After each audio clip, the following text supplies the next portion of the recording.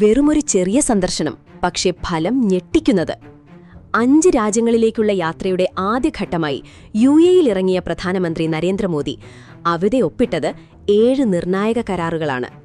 ഇന്ത്യയുടെ ഊർജ്ജ സുരക്ഷയും പ്രതിരോധവും സാങ്കേതികവിദ്യയും അടിമുടി മാറ്റാൻ പോകുന്ന ആ 7 കാര്യങ്ങൾ എന്തൊക്കെയാണ് നോക്കാം. ലോകത്ത് ഇന്ധന പ്രതിസന്ധി രൂക്ഷമാകുമ്പോൾ ഇന്ത്യയുടെ സുരക്ഷ ഉറപ്പാക്കാനുള്ള വലിയ നീക്കങ്ങളാണ് ആദ്യത്തെ 2 കരാറുകൾ. 1. പെട്രോളിയം ശേഖരം. ഇന്ത്യയുടെ തന്ത്രപരമായ പെട്രോളിയം ശേഖരം വർദ്ധിപ്പിക്കാൻ അബുദാബി നാഷണൽ ഓയിൽ കമ്പനിയുമായി ADNOCയുമായി കൈകോർക്കുന്നു. 2. LPG വിതരണം.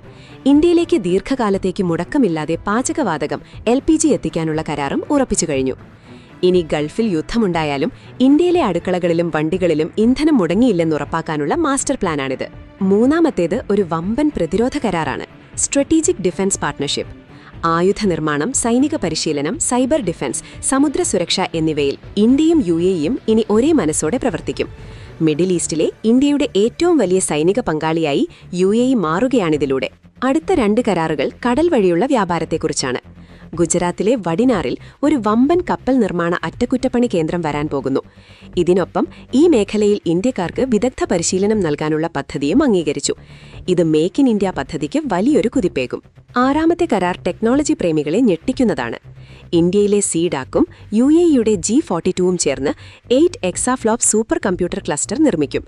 സങ്കീർണമായ കണക്കുകൂട്ടലുകളും ശാസ്ത്രഗവേഷണങ്ങളും അതിവേഗത്തിലാക്കാൻ ഈ സൂപ്പർ കമ്പ്യൂട്ടർ സഹായിക്കും. 7ാമത്തേത് ഇന്ത്യ കാത്തിരുന്ന ഒന്നാണ്, പണം. ഇന്ത്യയുടെ അടിസ്ഥാന സൗകര്യ വികസനത്തിനായി $5 ബില്യൺ, ഏകദേശം 41,000 കോടിയിലധികം രൂപ നിക്ഷേപിക്കാൻ UAE സമ്മതിച്ചു. നമ്മുടെ റോഡുകളും പാലങ്ങളും റെയിൽവേയും വികസിപ്പിക്കാൻ ഈ പണം ഉപയോഗിക്കും. UAEയിലെ ചർച്ചകൾക്ക് ശേഷം മോദി ഇപ്പോൾ യൂറോപ്പിലേക്ക് തിരിച്ചു കഴിഞ്ഞു. നോർവേ, സ്വീഡൻ, ഇറ്റലി എന്നിവിടങ്ങളിൽ ഇനി എന്തൊക്കെ അത്ഭുതങ്ങളാണ് നടക്കാൻ പോകുന്നത്? UAEയുമായുള്ള ഈ 7 കരാറുകളിൽ നിങ്ങൾക്ക് ഏറ്റവും പ്രധാനപ്പെട്ടതായി തോന്നിയത് ഏതാണ്? താഴെ കമന്റ് ചെയ്യൂ.